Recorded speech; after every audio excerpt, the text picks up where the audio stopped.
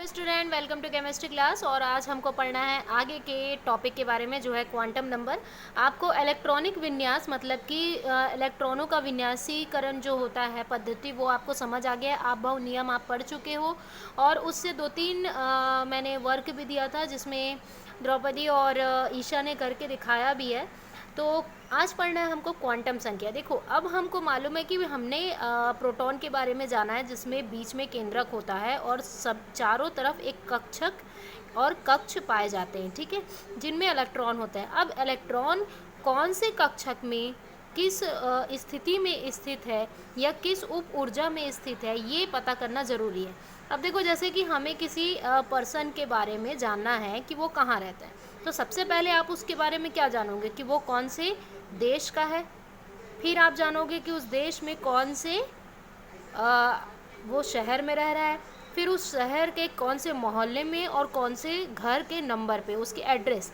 तो ये चार चीज़ों के बारे में आप उनका आइडेंटिफिकेशन करोगे पहले। उसके बाद आप उसको चेक करोगे कि हाँ, ये पर्सन यहाँ पे रहता है। तो यही चीज़ इलेक्ट्रॉनों के साथ भी होता है कि परमाणु में वो परमाणु के कौन से कक्षक में है, कौन से कक्ष में है और किस स्थिति पर है, वो कौन से चक्रण स्थिति पर है, ये पता करना इन क्वांटम संख्या के द्वारा होता है।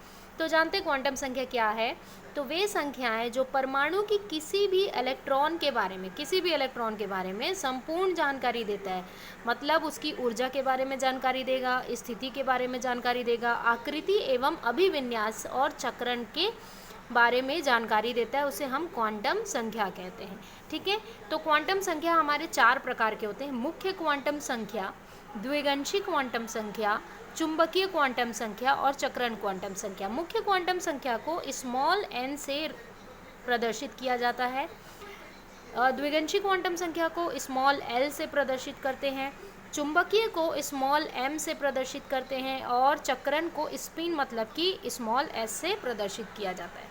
तो अब एक एक करके सभी क्वांटम संख्याओं को हमको जानना है। तो पहला क्वांटम संख्या हमारा n, मतलब जिसे हम प्रिंसिपल क्वांटम संख्या कहते हैं। मुख्य क्वांटम संख्या की ओर चलते हैं। मुख्य क्वांटम संख्या की ओर अभी हम आ चुके हैं। तो इसमें देखते हैं कि ये होता क्या है। तो जैसे परमाणु है, ये केंद्रक हुआ, परमाणु के ये कक्ष हुए। तो ये जो आपको कक्ष दिखाई दे रहा है, अलग अलग शेल, जिसको हम शेल कहते हैं इंग्लिश में, उनकी संख्याओं की गणना करना, ठीक है। तो ये मुख्य क्वांटम संख्या के द्वारा होता है। तो इसे n से प्रदर्शित करते हैं, जो अभी आप पढ़ चुके हो। यह इलेक्ट्रॉन के ऊर्जा स्तर को बताता है। ये इलेक्ट्रॉन की क्या बताएगा, कौन से ऊर्जा स्तर में ये अभी है। तो आपने आप बाहु पढ़ा जिसमें 1s2 है ना, 1s 2s ऐसा पढ़ा। तो ये s क्या है, s आपका उप ऊर्जा कक्षक है। और 1 क्या कहलाता है, 1 कहलाता है मुख्य क्वांटम संख्या। ये पहले कक्ष में है, 2 है मतलब ये दूसरे शेल में है। इस तरीके से आपको ये बताएगा, ठीक है। तो n क्या बताता है, ये जो सामने आप बाहु के रूल आपने पढ़े थे ना, आप बाहु के रूल क्या थे, आपको एक बार और रिपीट करा देते हैं। आप बाहु का रूल ये था, ऊर्जा का भराव मतलब इलेक्ट्रॉनों का भराव इस तरीके से अलग अलग कक्ष में होता है ना, शेल में। तो ये जो 1 है 2 है, ये शेल के नंबर हैं। ये किसके नंबर है, ये केंद्रक है, ये आपका पहला कक्ष, दूसरा, तीसरा, इस तरीके से 1 2 3 ये शेल के नंबर होते हैं, ठीक है। तो इन नंबर के हिसाब से इलेक्ट्रॉनों का भराव होता है। तो जानते हैं कि मुख्य क्वांटम संख्या क्या कहता है। तो मुख्य क्वांटम संख्या में अगर n मतलब 1 हो, मतलब कि ये n ये पहला 1 हो, ये पहला कक्ष की बात है, तो उसे हम क्या कहते हैं, k कहते हैं। n अगर 2 है तो उसे k l कहेंगे, 3 है तो m कहेंगे, 4 है तो n कक्ष कहेंगे। क्लियर हो रहा है, k l m n इस तरीके से। अगर n का मान 1 है तो k कहेंगे, और जिसमें 2 इलेक्ट्रॉन के अलावा और इलेक्ट्रॉन नहीं भरे जा सकते, केवल 2 इलेक्ट्रॉनों का ही भराव होगा, सिर्फ 2 इलेक्ट्रॉन, ठीक है। मतलब मान के चलो जैसे कार्बन के 6 इलेक्ट्रॉन हैं, इसके मान के चलो कि ये 6 इसके बच्चे हैं। तो 2 बच्चों को वो पहले कक्ष में पहले फ्लोर में रखेगा। फिर उसके पास कितने बच्चे बच गए, अब 4 बच्चे, तो उनके लिए वो और ऊपर में मंजिल बनाएगा। तो दूसरे कक्ष में जैसे n बराबर 2, जिसको l कक्ष बोलेंगे, इसमें 8 रूम बनेंगे जिसमें एक एक रूम में 8 अलग अलग बच्चों को वो व्यवस्थित रख सकता है। तो अभी कितने बच्चे हमारे पास? 4। तो केवल हमारे पास है 8 कमरे, लेकिन 4 बस हैं तो 4 ही भरना है।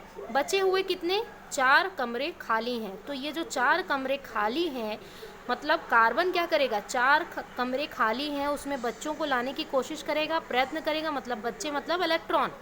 तो उससे क्या होगा? ये बंध बनाएगा। तो इसीलिए कार्बन 4 बंध बनाते हैं। इससे इसकी संयोजकता का भी पता चलता है। क्लियर हो रहा है ये चीज़? तो यहाँ पे इसी तरीके से जैसे n बराबर 3, जिसे m कक्ष कहते हैं, तीसरा कक्ष, और जिसमें 18 कमरे होते हैं और एक एक कमरे में इलेक्ट्रॉन का भराव होता है। ठीक है, जोड़े में भराव होगा, याद रखना। आगे n मतलब 4 अगर होता है तो उसे n कक्षक कहते हैं और जिसमें 32 इलेक्ट्रॉनों का भराव होता है। यह संख्या नाभिक से कोशों की दूरी को भी बताता है और साथ ही साथ कौन से कक्ष में इलेक्ट्रॉन भरे हैं वो भी बताता है। तो ये क्लियर हुआ, जैसे कार्बन का मैंने बताया। सेम आप उसी तरीके से नाइट्रोजन का करके देखिए, है ना। फिर उसको आपको पता चल जाएगा कितने कमरे खाली हैं और वो कितने बंद बना सकता है। तो इसकी संयोजकता भी आप निकाल सकते हैं। ठीक है, द्विअंशी क्वांटम नंबर के आगे चलते हैं, तो वो नेक्स्ट वीडियो पे देखते हैं बाकी क्वांटम नंबर्स को।